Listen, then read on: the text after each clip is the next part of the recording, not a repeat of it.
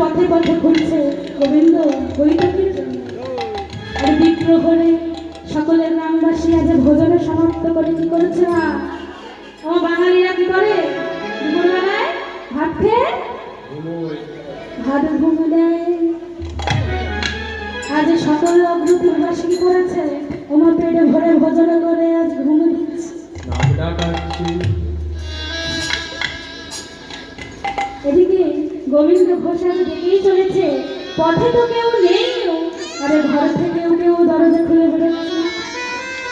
একটি গৃহস্থের দ্বারে গিয়ে গোবিন্দ ঘোষ বলছে ভিক্ষা দেবে ভিক্ষা দেবে ভিক্ষা দেবে। মা ও মা গৃহে কেউ আছে আমাকে কিছু ভিক্ষা দেবে। আজ গৃহ থেকে একটি রমণী বেরিয়ে বলছে বলুন প্রভু কি ভিক্ষা চাই। ও মা আমাকে একটি হরিতকি দেবে। বেশ আপনি একটু অপেক্ষা করুন। গোবিন্দ ঘোষ সেই গৃহ থেকে হরিতকিটা নিয়ে কুটিরে ফিরিতে যাবে এমন সময় তার মনে পড়েছে আজ গৌর হরি বলেছে ওই অগ্রদীপেই দুটি দিনে বিশ্রাম করবে। তাই আজ গৌর হরির কথা ভেবে মনে মনে চিন্তা করছে আজ যখন প্রভু মধ্যাহ্ন ভোজন করে হরিতকি চেয়েছে নিশ্চয়ই কাল ও মধ্যাহ্ন ভোজন করে হরিতকি চাইবে। আমাকে চাইবে তো। তাই কি হয়েছে আমরা যখন দোকানে যাই একবার আলু আনি একবার ডাল আনি একবার চাল আনতে যাই এমন করি নাকি একেবারে সস্তা নিয়ে চলে আসি। একেবারে সস্তা নিয়ে চলে আসি তো মায়েরা আবার কোথায় আবার হারিয়ে গেছে। হরে কৃষ্ণ হরি বল। মায়েরা একটু ধৈর্য ধরুন। গোবিন্দ ঘোষ যেই না মনে পড়েছে তার গৌর হরি এখানে দুটো দিন থাকবেন। তাই গোবিন্দ ঘোষ আরো একটি গৃহের দ্বারে গিয়ে ভিক্ষা রেহি ভিক্ষা রেহি ভিক্ষা রেহি। ওগো মা গৃহে কেউ আছে দয়া করে একটি হরিতকি দিন। সেই গৃহ থেকে হরিতকিটা নিয়ে কি করেছে আজ গৌর হরিকে দেবে বলে একটি হরিতকি নিয়ে কি করেছে সেই যে ধুতি পরেছিলেন সেই ধুতির খোলার মধ্যে সুন্দর করে একটি হরিতকি নিয়ে ধুতির খোলার মধ্যে বেঁধে রেখেছে। আর কি করেছে আরো একটি হরিতকি যেইটা নিয়েছে ওটা হাতে করে নিয়ে গিয়ে গৌর হরিকে দিয়েছে। প্রভু নিন নিন ইনি আপনার মুখ আজ প্রভু তা গ্রহণ করেছে। পরের দিন ঠিক এমন ভাবে অগ্রদীপের সকল বধূরা প্রভুর জন্য ডালা সাজিয়ে নিয়েছে। ঠিক আগের দিনের মতো করে প্রভু সেখান থেকে সেবা করেছে। আর যেই না মধ্যাহ্ন ভোজন সম্পন্ন হয়েছে গৌর হরি আবারও গোবিন্দ ঘোষকে বলছে গোবিন্দ দাও গোবিন্দ দাও আমাকে মুখশুদ্ধি দাও।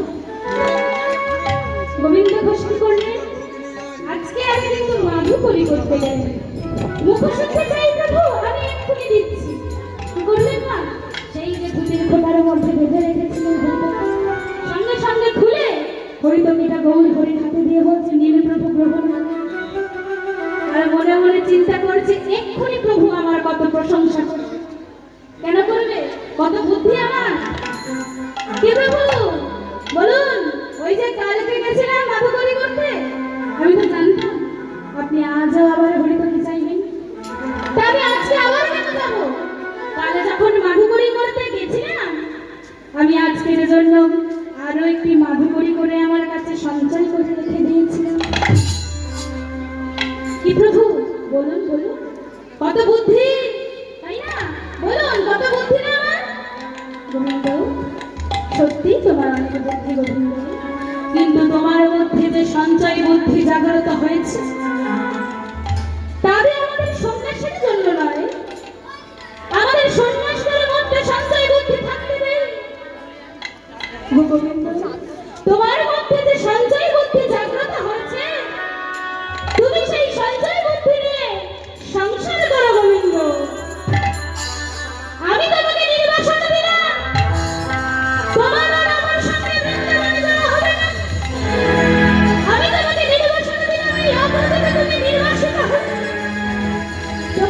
সন্ন্যাসের পথে যাওয়া হবে।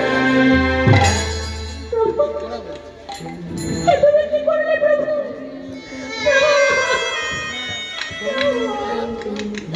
এ তুমি কি করলে প্রভু? আমি যে তোমাকে কত ভালোবাসি। প্রভু, তুমি কি জানো না আমি যে কোনো অপরাধ করিনি? তবে কেন আমায় শাস্তি দিলে?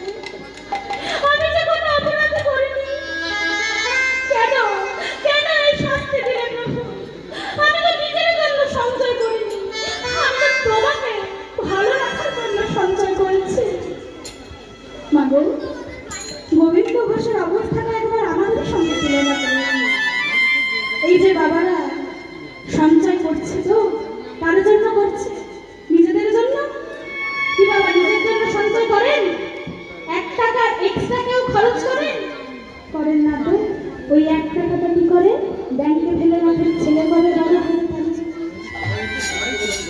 নিজের জন্য 1 টাকা সঞ্চয় করেন না, কিন্তু সংসারের জন্য সঞ্চয় করেন। ছেলে বউয়ের জন্য সঞ্চয় করেন। আজ গোবিন্দ ঘোষ তাই করেছে।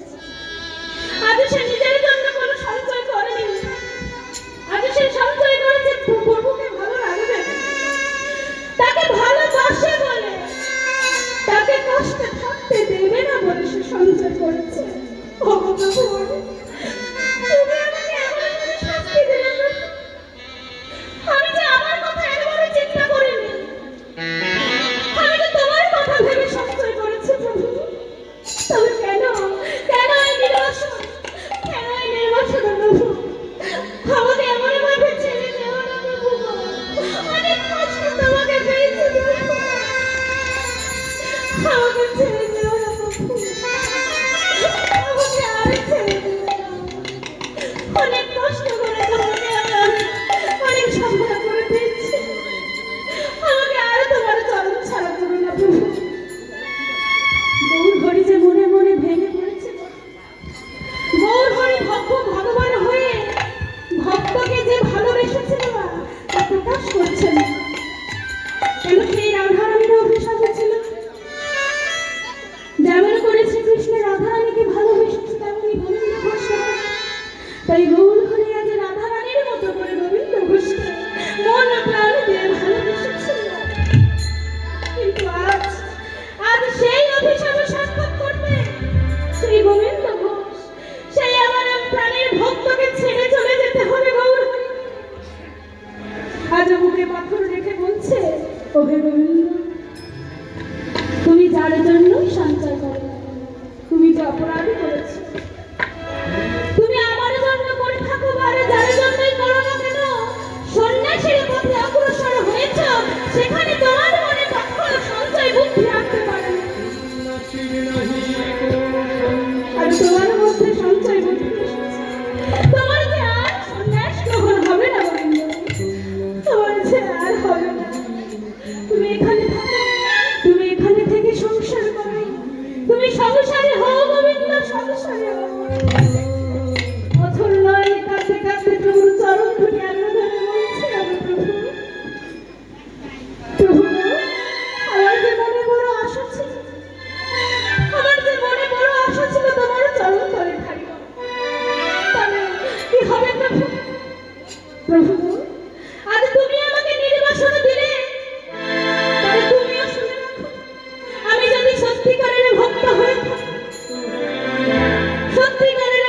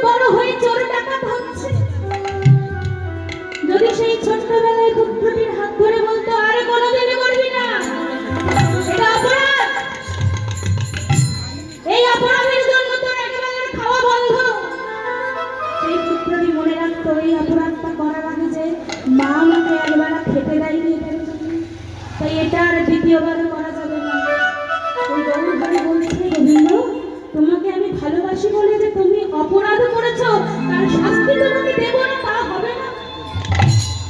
তাহলে সংসার শিখবে না। সংসারকে দেখানোর জন্য আজ আমি তোমাকে এখানে নির্বাসন করলাম। তুমি চিন্তা করো না, আমি ফিরে আসবো, আমি ফিরে আসবো। আরে যখন আসবো তখন তোমায় বার্তা পাঠিয়ে দেবো। এই বলে গোবিন্দকে ত্যাগ করে গৌর হরি চললেন বৃন্দাবনে।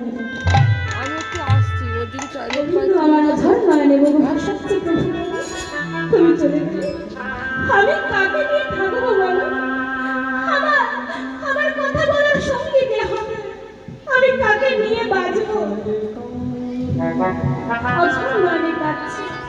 কিন্তু গোবিন্দ ঘোষ প্রত্যেক দিন সকালবেলা উঠে গঙ্গা স্নানে যেতেন এবং গঙ্গা স্নানে সম্পন্ন করে গঙ্গা জল দিয়ে প্রভুর চরণে অর্পণ করতেন। প্রত্যেক দিনের ন্যায় সেদিনও গোবিন্দ ঘোষ গঙ্গা স্নানে গেছেন। গঙ্গা স্নানে করে গঙ্গা জল দিয়ে যখনই প্রভুর চরণে তর্পণ করতে শুরু করেছে, কি হয়েছে? যখনই গঙ্গা জল দিয়ে তর্পণ করছে, একটি মরা পোড়া কাষ্ঠ ভেসে এসে গোবিন্দ ঘোষের গায়ে আঘাত করেছে।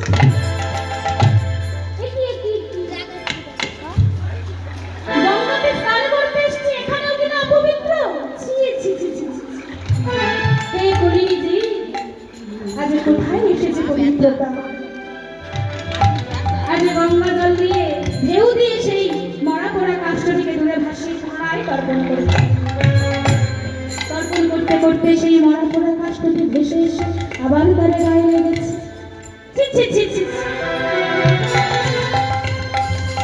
সেই কাষ্ঠটি আবার আমাকে এসে স্পর্শ করল, আমাকে আবার ডুব দিতে হবে, আমার দেহখানা অশুদ্ধ করে দিল।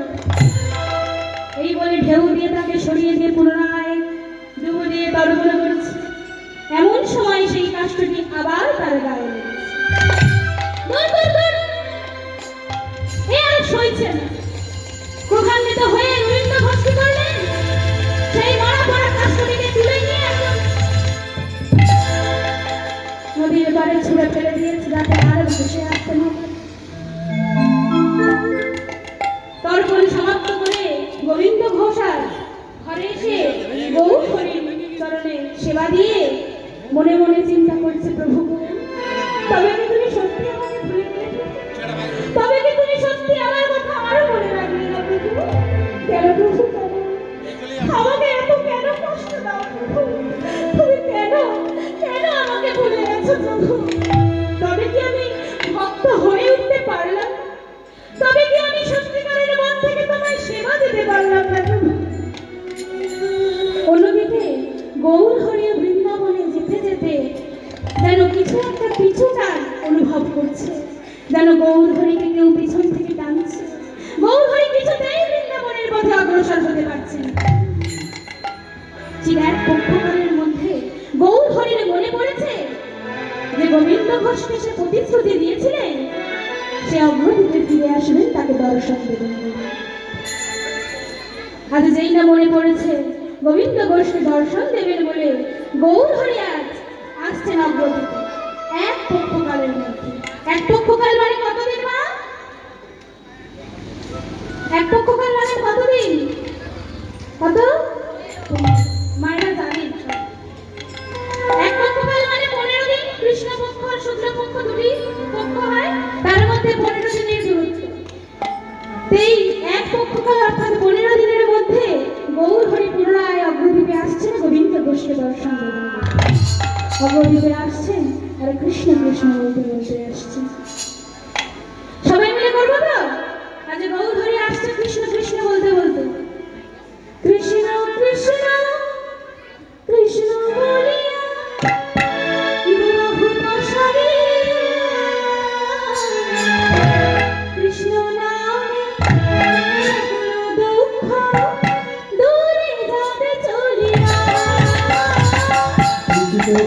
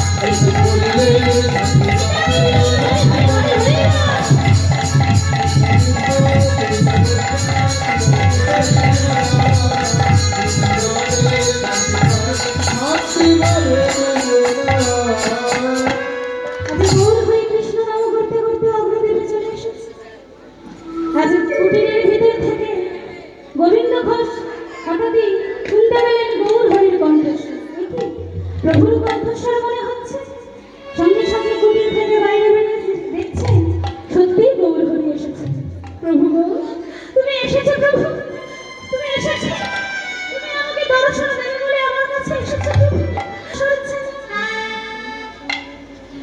প্রভু গো, এই যে মধুর বিগ্রহ, আমি যে এর আগে কখনো দেখিনি। প্রভু, বিগ্রহ তো নির্মাণ হলো, তবে এর নাম কি? গোবিন্দ, এর নাম কি জানো গোবিন্দ? এর নাম হলো গোপীনাথ। গোপীনাথ, আহা, যেমন সুন্দর বিগ্রহ তেমন সুন্দর নাম। প্রভু প্রভু, এই বিগ্রহ আমার খুব পছন্দ হয়েছে। গৌর হরি বলছেন গোবিন্দ, যাও তুমি এই বিগ্রহখানা নিয়ে তোমার ঘরের মন্দিরে স্থাপন করে এসো। গোবিন্দ আমার বিগ্রহ নিয়ে নাচতে নাচতে চলেছেন ঘরের মন্দিরে, গিয়ে সেই মন্দিরে বিগ্রহটি স্থাপন করে এসেছে। প্রভু, বিগ্রহ আমি স্থাপন করে দিয়েছি, তবে গোবিন্দ এবার আমি চলি। তোমাকে কথা দিয়েছিলাম আমি দর্শন দেব, দর্শন আমি দিয়ে দিয়েছি। এবার আমার কাজ শেষ, এবার আর কোনো কিছু কাজ নেই। গোবিন্দ, আমি আমার প্রতিশ্রুতি রেখেছি, তুমি ওই গোপীনাথের বিগ্রহ নিয়ম করে 4 বেলা করে প্রত্যক্ষ সেবা করবে। দেখো গোবিন্দ, যেন কোনো ভুল ত্রুটি করো না। দেখো গোপীনাথের কোনো যেন কষ্ট না হয়, গোপীনাথ যেন কখনো অভুক্ত না থাকে। গোবিন্দ বলছে, প্রভু তুমি আমাকে ছেড়ে চলে যাচ্ছ? না প্রভু, না প্রভু, প্রভু তুমি যেও না, প্রভু তুমি যেও না। আমার ওই পাষাণের বিগ্রহ চাই না, নিয়ে যাও ওই বিগ্রহ। আমার ওই পাষাণের বিগ্রহ চাই না প্রভু, আমার যে তোমাকে চাই। প্রভু, আমার এই রক্তে মাংসে গড়া তোমাকে চাই প্রভু, আমাকে ছেড়ে যেও না প্রভু। তুমি যত বার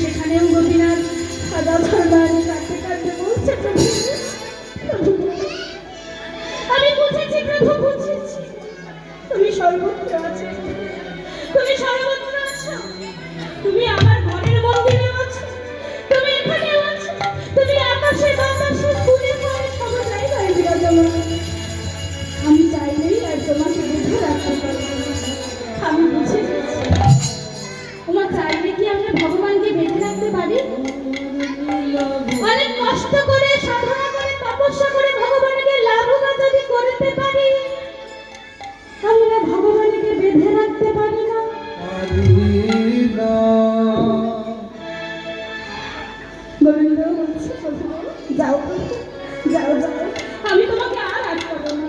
আমি যে বুঝে গেছি প্রভু, তোমাকে আমি আর আটকাবো না। যাও, তুমি বৃন্দাবনে যাও। গৌর হরি বলছে, গোবিন্দ দেখো গোবিন্দ, আমি আবারও বলছি, এই গোপীনাথের বিগ্রহের যেন কোনো কষ্ট না হয়, সে যেন কোনোদিন অভুক্ত না থাকে।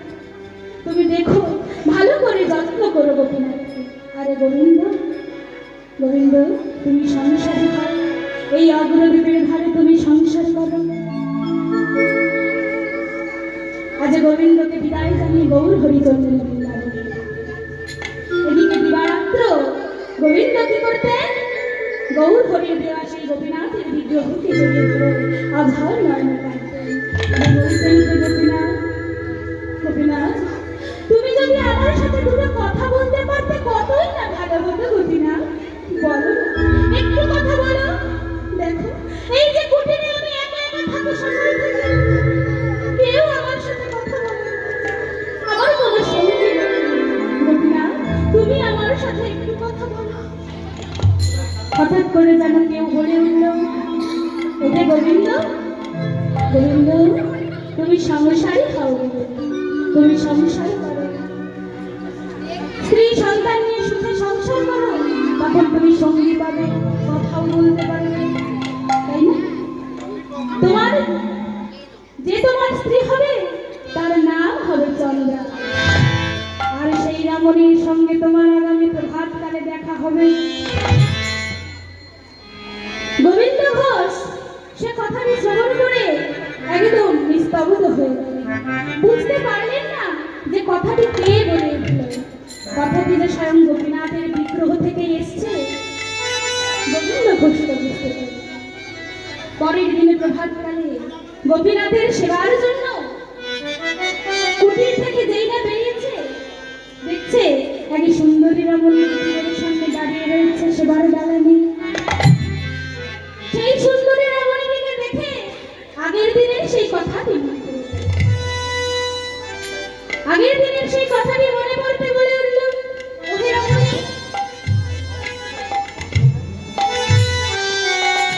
ওহে রমণী, তুমি কি প্রভুর সেবার জন্য ডালা এনেছো? হ্যাঁ হ্যাঁ, আমি তো প্রভুর সেবার জন্য ডালা এনেছি। আচ্ছা রমণী, আপনার নাম কি চন্দ্রা? হ্যাঁ, আমি তো চন্দ্রা। সেই আগের দিনের কথাটি মনে পড়েছে। অর্থাৎ গোবিন্দ বুঝতে পেরেছে এই রমণীর সঙ্গে তার বিবাহের কথা। এদিকে সেই রমণীটি অর্থাৎ চন্দ্রা অগ্রদীপে প্রথম যেদিন গোবিন্দ ঘোষকে দেখেছিলেন, সেদিনই মনে মনে তাকে ভালোবেসে ফেলেছিলেন, নিজের স্বামী বলে মেনে নিয়েছিলেন। কিন্তু নারী তো ভালোবাসার কথা মুখে বলতে পারেনি লজ্জাতে। আজ যখন গোবিন্দকে দেখতে পেয়েছে আর সামলাতে পারলেন না, তাই আজ কি বলছে? আজ গোবিন্দ ঘোষকে বলছে কি সেই চন্দ্রা, আমারে প্রাণ রমণ হৃদয় ভূষণ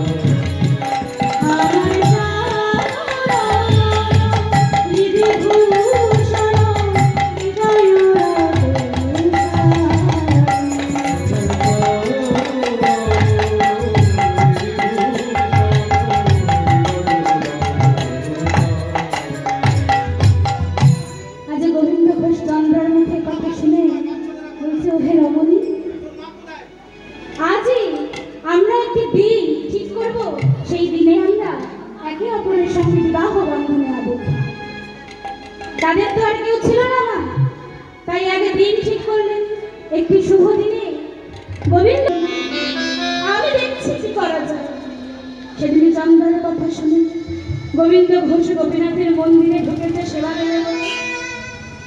সেবা দিতে গিয়ে গোপীনাথের সামনে সেবা দিয়ে চুপ করে বসে রয়েছে, বদনখানি নিচে করে, আরে মনে মনে ভাবছে কথাটা বলবো কি বলবো না। হঠাৎ করে গোবিন্দ ঘোষ বলে উঠলেন, হে গোপীনাথ, জানো গোপীনাথ, জানো আমাদের এতকালে বিবাহ হয়েছে, আমার স্ত্রী চন্দ্রা কোনোদিনও আমার কাছে মুখ খুলে কিচ্ছু চাইনি। তুমি জানো গোপীনাথ, আমি তো দিদি ভিখারি, মাধুকরি করে যেটুকুনি পাই তোমার সেবা দিয়ে আমি আর চন্দ্রা গ্রহণ করি। জানো গোপীনাথ, আমি জানি চন্দ্রার মনে বড় কষ্ট, মনে বড় দুঃখ, ও আমার কাছে ভালো নেই গোপীনাথ। কিন্তু জানো, এতকালে যে বিবাহ হয়েছে ও মুখ ফুটে একদিনও কোনো অভিযোগ করেনি, কোনো অভিযোগ করে বলেনি ভালো শাড়ি এনে দাও, ভালো গয়না এনে দাও, ভালো ভালো খাবার খাও। কিন্তু জানো গোপীনাথ, আজকে হয়েছে জানো, আমার চন্দ্রা এতকালের পরে আমার কাছে মুখ ফুটে একটি জিনিস চাইছে। গোপীনাথ, দেবে গোপীনাথ, আমাকে চন্দ্রা না বড় আশা করে আমার কাছে চেয়েছে একটি পুত্র সন্তান দাও গো প্রভু তোমার সেবা।